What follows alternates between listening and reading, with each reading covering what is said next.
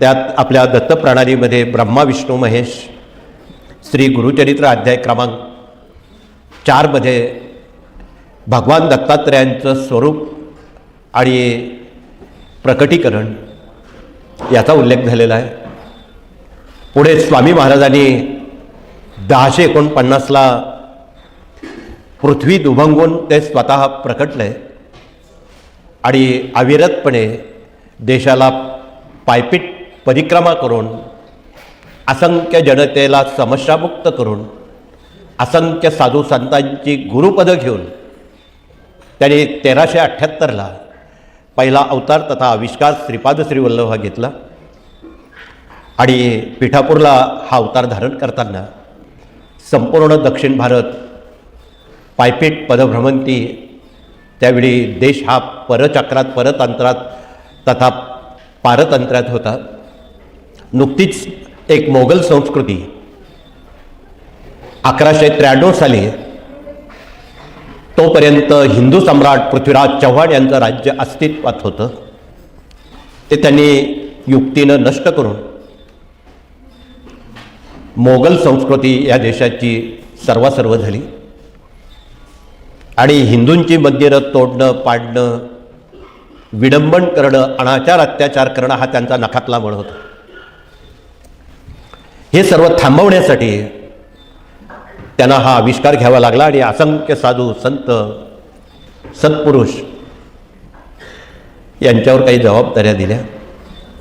जवळपास 250 वर्ष हा संग्राम संस्कार आता त्यांचा चालू होता. तेवढ्यावर ते थांबले नाही. मनुष्याच्या जगण्याला काही बंधनं आहेत नियतीची. ते देव असले तरी त्यांना मर्यादा आहेत. म्हणून 1528ला त्यांना तो देह सोडावा लागला आणि स्वामींनी दुसरा देह, ज्यांना आपण गाणगापूरचे दत्त महाराज संबोधतो म्हणतो, ते नरसिंह सरस्वती स्वामी महाराज, त्यांचं कारंजाला प्रकटीकरण झालं. महाराष्ट्रातला देव कारंजा वाशिम जिल्ह्यात आहे. तिथे विदर्भातले लोक आलेले आहेत, त्यांना माहीत आहे. काही वर्षापूर्वी आपण त्या ठिकाणी एक सत्संग सोहळा देखील कारंजाला आयोजित केलेला होता. तिथून पुन्हा त्यांची पायपीट सुरू झाली. उत्तर भारतात घडी धर्माची विस्कटलेली होती. ती धर्माची घडी नेटकी करण्यासाठी पुन्हा ते उत्तर भारतात येथे झाले आणि त्यावेळी कबीरजी, वृद्ध, गोस्वामी, तुळशीदासजी, रैमनजी असे कितीतरी हिंदी संत त्यांनी एकत्र आणले. हजारो संत एकत्र आणले आणि त्यांना दीक्षा देऊन धर्माचं, देशाचं आणि सज्जनांचं रक्षण करणं हा एक कलमी कार्यक्रम त्यांनी राबवला. परिस्थिती आणीबाणीची होती. मंदिरं, मूर्त्या तोडल्या जात होत्या. तोपर्यंत छत्रपतींचा जन्म झालेला नव्हता. हे पण आपणाला इतिहास माहीत पाहिजे.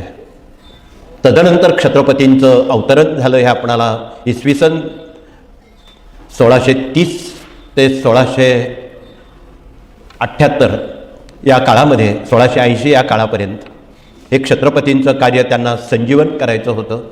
म्हणून त्याच्या पूर्वतयारीला स्वतः भगवान दत्तात्रेय कामाला लागले आणि लखोजी राजांच्या कन्येशी, जिजामातेशी शहाजीराजांचा विवाह ठरवण्यात आला. इतिहास आपल्याला विदित आहे, परंतु तपशिलात सांगण्याची आवश्यकता नाही. इकडे मात्र संपूर्ण भारत पायपीट करून माणसं घडवण्याचं काम नरसिंह सरस्वती आविष्कारात महाराज झपाट्यानं करत होते. आज या गावी, उद्या त्या गावी अशी पायपीट भ्रमंती माणसं जोडण्यासाठी ते करत होते. संतांना एकत्र आणत होते. अनेक विचाराचे, पंथाचे संत ते एकत्र आणत होते आणि एका चुलीवर स्वयंपाक करा. आपली मतांतरं करू नका. देश पारतंत्र्यात आहे. त्या निमित्तानं असंख्य हजारो संत एकत्र आले. महाराज काही दिवस नरसोबाच्या वाडीला आले आणि 1674ला ते गाणगापुरात येण्यापूर्वीच त्यांना सुचलं, आठवलं की महाराष्ट्राच्या राजाचा एक फार मोठा अभिषेक सोहळा, महाअभिषेक सोहळा आहे. त्या राजाला हिंदवी स्वराज्याचं संस्थापक आपणाला करायचं आहे.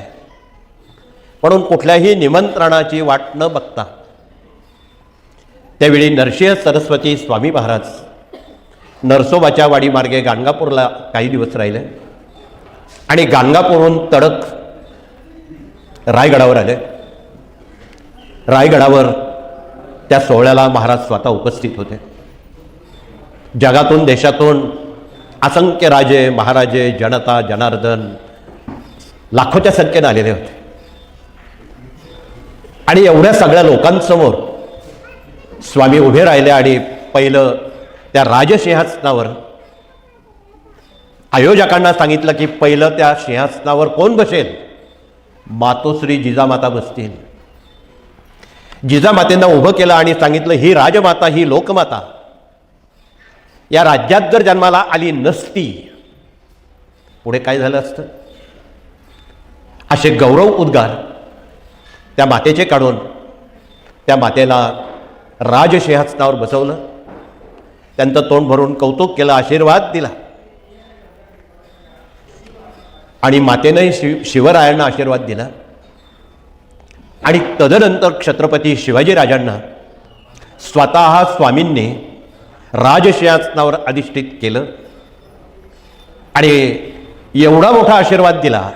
मला वाटतं आज जगातमध्ये एवढा मोठा आशीर्वाद कुठल्याही राजाला देवाला माणसांना मिळालेला नाही.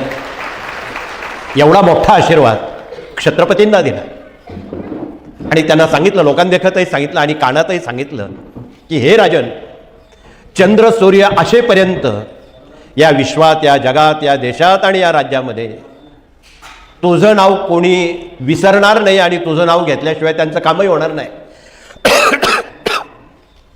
असा आशीर्वाद शिवबांना दिला की वर्ष जातील, युग जातील, शतकं जातील, पण तुझं नाव घेतल्याशिवाय ही संस्कृती टिकणार नाही. म्हणून आजही छत्रपतींचं कार्य तसं बहरत चाललेलं आहे. हे राज्यकर्त्यांना ठाऊक नाही आणि म्हणून आपणाला मातोश्री जिजाऊ साहेबांनी केलेले संस्कार शिवरायांना कामात आले. तेच संस्कार आजच्या आमच्या महाराष्ट्रातल्या देशातल्या आणि जगातल्या महामातांना मातांना सर्व भगिनींना कळकळीचं निवेदन आहे की त्यांचे जीवनादर्श आपण क्षात्र धर्मातून हिंदू धर्मातून आपल्याकडे प्रसिद्ध असणारे जे ग्रंथ आहे त्यातून नव्या पिढ्यांपर्यंत पोचवा. अन्य कामं थोडी अलीकडे पलीकडे होतील पण नवी पिढी घडवणं क्रमप्राप्त आहे. म्हणून त्यावेळी जिजाऊ साहेबांनी अनेक वेळा छत्रपती पोटात असताना रामायण वाचलं असेल, भागवत महाभारत वाचलं असेल आणि भागवतामध्ये किंवा रामायणामध्ये किंवा गीतेमध्ये जे जे आदर्श पात्र पुरुष आहेत, महापुरुष आहेत, ते जीवनादर्श त्यांनी जोपासले. म्हणून रामायणकारांनी प्रभू रामचंद्रांना एकच पदवी दिली, मर्यादा पुरुषोत्तम म्हणून. आईसोबत वडिलांची सुद्धा त्या आज्ञा मानण्यात 14 वर्ष वनवासात गेले. तर भगवान श्रीकृष्णांना महाभारतकारांनी म्हणजे महर्षी व्यासांनी एक नाही 26 पदव्या दिलेल्या आहेत. ते आपणाला माहीत आहे की नाही माहीत नाही, परंतु यथावकाश त्या पदव्यांचा धावता परामर्श आपणाला भागवतातून घेता येईल, महाभारतातून घेता येईल, आपल्या वाङ्मयातून प्रसिद्ध झालेल्या घेता येईल. असा पुत्र असावा कृष्णासारखा, असा बंधू असावा कृष्णासारखा, पुत्र असावा कृष्णासारखा, मित्र असावा कृष्णासारखा, शत्रू असावा कृष्णासारखा, पती असावा कृष्णासारखा, असे अनेक प्रसंग महर्षींनी त्यात रेखाटलेले आहेत. त्यातला तो जिवंतपणा अजून गेलेला नाही. किती वेळा वाचलं तरी ते ऐकावंसच वाटतं, वाचावंसच वाटतं. असं कार्य महर्षी व्यासांनी पुढील पिढ्यांसाठी हा भागवत ग्रंथ तयार केलेला आहे. म्हणून एकादशी आली की आमचे जगातले देशातले सारे सेवेकरी वाट बघत नाही, तो छोटा भागवत घेतात असे लिहिते तर आमच्या प्रतिनिधींनी परिचय करून द्यावा. प्रति महिन्याच्या 2 एकादशा येतात. त्या दोन्ही एकादशींना या भागवत वाचण्याचं असामान्य महत्त्व त्यांनी टिकून ठेवलेलं आहे. यामुळं जन्मजन्मांतरीचे शाप ताप दैन्य दुःख उपद्रव संकट क्लेश भागवताच्या पठनानं श्रवणानं नष्ट होतात. अशी भागवतं, महाभारत, रामायण जिजाऊ साहेबांनी 9 महिने छत्रपती पोटात असताना या कार्यशाळेत ते तयार झाले.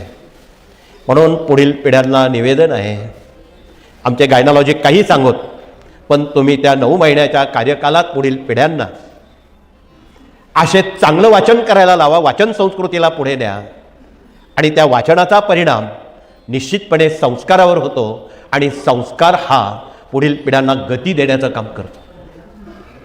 म्हणून हे महापुरुष उगाच जन्माला आले नाहीत, आपोआप आले नाहीत. त्या मातेंनी खूप संस्कार केले, तेव्हा हे महापुरुष जगात देशात जन्म घेत असतात. त्यापैकी छत्रपती आहे.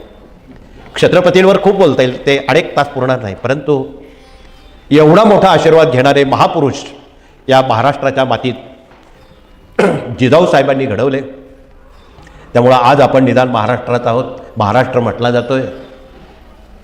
हे सारं त्यांचं कर्तृत्व पुण्यही आहे. त्या राज्यात आपण राहत आहोत. म्हणून त्यांचा जीवनादर्श आपणाला वय 5 ते 18 या वयोगटात आचरणात आणण्यासाठी इथे आमचे गुरुजन प्रतिनिधी काही ग्रंथ घेऊन आलेले आहेत. आणि त्यांनी प्रति शिवाजीराजे घराघरात श्रावणबाळ पुंडलिक तयार होण्यासाठी, आपलं म्हातारपण वार्धक्य सुखात जाण्यासाठी, तुम्हाला निश्चित वाटेल की आपलं म्हातारपण सुखात गेलं पाहिजे. ते तसं जाणार नाही. त्याला पुढील पिढ्यांवर जिम्मेदाऱ्या, संस्कार द्यावे लागतील. म्हणून संस्कार केले तर संस्कृती टिकेल, संस्कृती टिकली तर धर्म टिकेल आणि धर्म टिकला तरच देश टिकेल.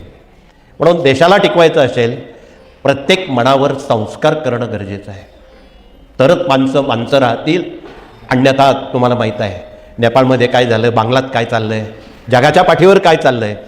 संस्कार नसल्यामुळं किंवा एकही संत तिथे न पोचल्यामुळं, अमेरिकेतसुद्धा एकही संत गेला नाही, अरब कंट्रीत गेला नाही. तिथे माणसं मारणं एक कलमी कार्यक्रम आहे आणि माणसं मारून कोणाचं समाधान कधीच होणार नाही. हे महाभारतकारांनी पाशुपातास्त्र आणि नारायणास्त्र सोडायच्या वेळी त्याची वैजयंतीमाला भगवान श्रीकृष्णांनी तयार करून स्वतःच्या गळ्यात घातली आणि विश्वाचा संवार थांबवला. हे आपणाला माहीत आहे, तपशील बोलतं. म्हणून आजच्या मितीला येणारं 3रं महायुद्ध अटळ आहे.